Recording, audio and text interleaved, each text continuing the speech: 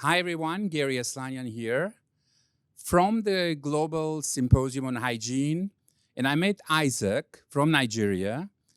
Isaac is going to tell you more about his organization and the work they are doing and what he learned from the symposium when it comes to hygiene. Isaac.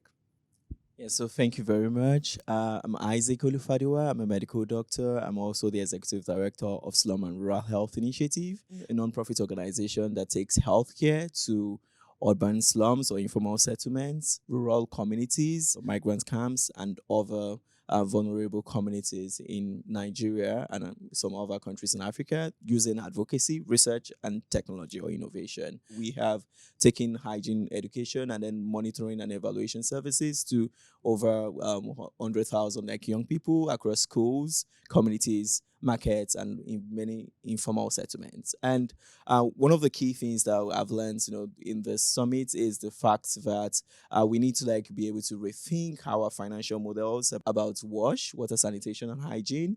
We need to really know that solving these issues are complex, and for us to solve these issues, we have to critically analyze what are the challenges that we are having here. We need to develop social enterprises and ensure that we do not really seek for a return immediately, especially when working with people in the urban poor or informal settlements.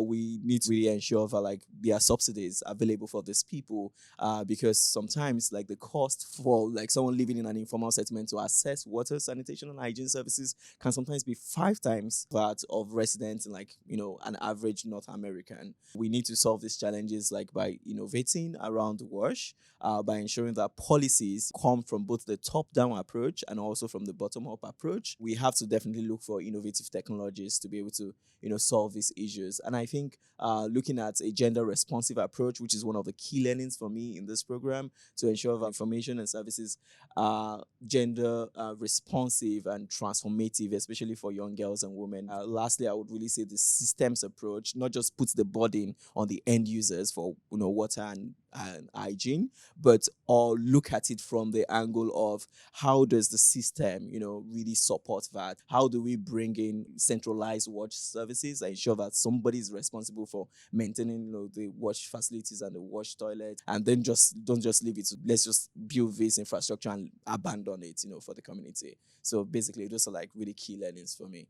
Okay, that's great. Thank you.